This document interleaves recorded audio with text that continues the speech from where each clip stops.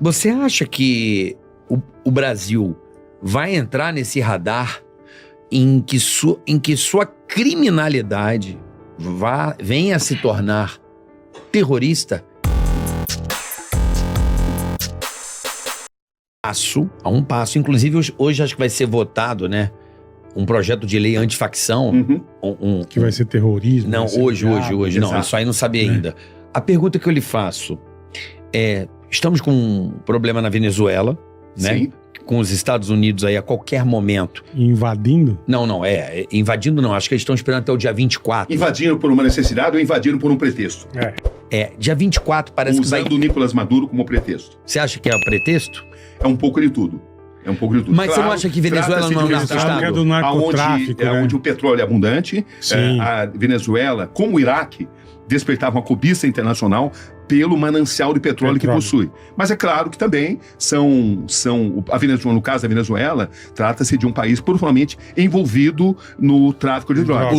Isso é inquestionável. Como é que é o nome daquele Los Soles? Como é que é? É a organização do Nicolás Maduro, que está sendo considerada terrorista. Los Soles, que inclusive já está arraigada nos Estados Unidos. Exatamente. E que ele seria o grande líder. Entendi. E o narcotráfico só existe porque o maior comprador é justamente os Estados Unidos. Desde a época do Escobar, né? Sim. Desde a época do Escobar. Pergunta que eu lhe faço é: hoje nós temos, acho que, vamos falar de duas grandes maiores facções, né? São as duas grandes. No Brasil, temos outras. PCC e Comando Vermelho. Tem a Terceiro Comando, tem a ADA, tem a Família do Norte. Que são rivais e são, às vezes, sócios aliadas. Dependendo da situação. O que eu te falo é: você acha que o Brasil vai entrar nesse radar em que sua criminalidade venha a se tornar terrorista? Olha, eu acho que isso pode ser usado como pretexto para uma intervenção internacional. Sem dúvida, eu acredito que isso não pode ser descartado. Está caminhando, né? Quando você transforma uma facção em uma facção terrorista, você dá também a oportunidade de uma outra nação usar isso como pretexto ou como motivo para uma invasão. Isso não pode ser descartado. Eu acompanho a discussão, é uma discussão que, como tudo no Brasil, acaba virando uma discussão ideológica. E a ideia no Brasil, não é ideológica, tudo vira Lula versus Bolsonaro, né? Tudo. Entendeu? Tudo. É impressionante. E não é esse o ponto. O que empobrece a nossa profissão. Eu aprendi a fazer jornalismo pelos fatos, entendeu? E quando eu entrevisto alguém da direita, pensam que eu sou da esquerda. Quando eu entrevisto alguém da esquerda, pensam que eu sou da direita. Porque eu tento fazer questionamentos sobre o ponto de vista da sociedade. Que legal. E eu estava vendo a Record hoje também, o Passaia, prenderam um cabeça lá em Portugal, né? Cabeça do quê? Do PCC. Foi do PCC. Mas o PCC não tem cabeça. Não, mas esse aí é um fodão. Não, mas o PCC não tem cabeça. O PCC é hoje uma grande organização internacional. Isso então, prenderam em Portugal. Então, mas assim, por exemplo, você que é um cara que entrevista, se infiltra, enfim, tá sempre atrás dos fatos. Eu ouço, PCC. O Comando Vermelho, a gente sabe, é o Marcinho VP, né? Sim. Tem a sua... Mas é o Marcinho VP, né? Ele é um dos principais líderes, mas não o único. Não o único. Mas qual que é o outro grande líder do Comando Vermelho? Existem vários. Mas não é igual ao PCC. Não. O PCC parece que os caras não aparecem, né? Então esse aí ninguém sabia. Por exemplo, tem o Marcola, mas o Marcola, eu acredito. O Marcola tem seus próprios rivais também, dentro do próprio PCC. Ele é inimigo de uma ala do PCC, então ele não controla totalmente o PCC nesse instante. Da mesma forma que o Marcinho VP também não controla totalmente. O PCC, para mim... DOCA, por exemplo, é um dos na minha concepção, assim, porque eu gosto da comunicação, da lógica, né? Eu olho pra coisa e olho com lógica, porque às vezes você ouve certas coisas e você meio que repete. Eu, às vezes, paro pra pensar. Vou dar um exemplo aqui. Não sendo político, só como referência. Muita gente fala, eu sou de direita, eu sou de esquerda, e tem um centrão. Pra mim, o centrão não existe. Porque pro político que fala que é do centrão, é muito fácil esconder. Sem dúvida. Né? Tipo, que centrão? Quem é o centrão? Né? O centrão é o cara que fica ali no migué e não quer se comprometer com o eleitor. O centrão é aquela parte política que pode ser a esquerda quando interessar, ou pode ser a direita quando também interessar. Então, mas não tem. É uma coisa que inventaram e é legal pro cara que se esconde. Psicologia política. Isso, é onde o cara é bom pra se esconder, eu diria, né? E o PCC, Eu não sei, pra mim, acho que o Marcola é um cara que realmente tá preso há 20 anos. 20 anos ele tá preso, o Marcola já? Uns 20, por aí? Mais de 20? Mais. Então, e por mais que o cara esteja na cadeia, e por mais que ele consiga a comunicação, o cara não tem mais poder. Né? Poder mesmo, poder. O brabo não, é. É, porque o cara não tá ali, os caras vão passar a perna, entendeu? Ah, não, pode ser. Ele tem né? poder ainda, mas ele tem muitos inimigos dentro do próprio PCC.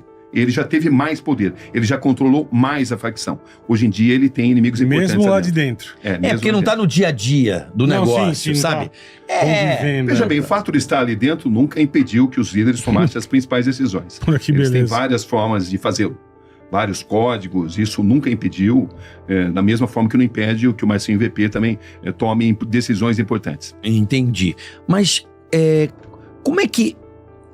É isso que eu quero saber. O PCC, tem hora que eu acho que ele não existe, entende? No sentido de organização. Eu acho que são núcleos e criminosos... Diferentes?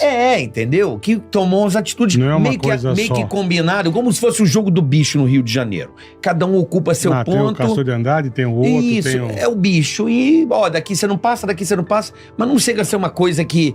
Um único, Uma firma. organização. Não sei, eu tô errado, Cabrini? Veja bem, eles têm um código muito forte, o chamado Tribunal do Crime, onde eles são obrigados a obedecer a um comando central. Isso não determina que não haja rivalidades. Existem, sim, rivalidades ali dentro, maiores do que existiam, por exemplo, há uns 10 anos. Eu diria que há uns 10 anos, o Marcola controlava melhor a organização. Hoje, ele já tem os seus rivais. Hoje ele já tem... Quem são esses rivais? Você tem nomes? Então, esse que ninguém sabe. Olha, eu... Eles são mais low profile? Não são low profiles, não são. Mas Eles quem são existem- esses caras? Eu, por uma questão de segurança... Melhor não falar, Melhor não falar. Mas eles existem... Pra nós e tem- também, Cabrini tem medo, gente. Não, é uma questão estratégica. É uma É questão isso aí. estratégica. Eu entendo. Mas o que eu posso adiantar para vocês... Existe, então, existe. Existe um grupo de 4, por exemplo, eu não vou dizer o nome, tá? Ok. Mas que detém enorme poder. Enorme poder. Tá, Fala-se, inclusive, que eles detêm mais poder do que o próprio Marcola. Caramba. Não vou dizer o nome por uma questão de segurança. Tá, mas é verdade que esses caras hoje já estão dominando a política? Eu não diria dominando, mas eles têm Tão no influência meio, na tão política. no meio. Com certeza. Porque trata-se de organizações profundamente lucrativas que têm dinheiro para, se for o caso, por exemplo, sustentar campanhas políticas. Eles são determinantes em eleições pelo poder que eles têm. Dinheiro que eles, Eu não diria que eles dominam, seria um exagero, mas eu diria que eles têm um papel de influência muito grande em todas as instituições brasileiras. Eles têm ramificações. Sim. Esse é o grande problema. Porque se você considerar a um determinado tempo, eles não tinham esse poder. O Estado foi sócio deles. Existiam situações, por exemplo, onde presídios eram destruídos para que a concorrência fosse com cartas marcadas Tá. e o lucro fosse dividido. Caramba. E aí começou a ter um estremecimento. Eu não estou falando do Estado como um todo, estou falando de setores. Sim. E por isso eles cresceram. Por isso eles cresceram muito mais do que se previa. Porque eles contaram com a ajuda, contaram com a desatenção proposital do Estado. Porque trazia para muitas figuras políticas muito lucro. Mas desatenção, Cabrini? Desatenção eu coloquei entre aspas. Entre né? aspas, Você viu que eu fiz você fez assim. É uma desatenção. É uma desatenção. Você foi educado.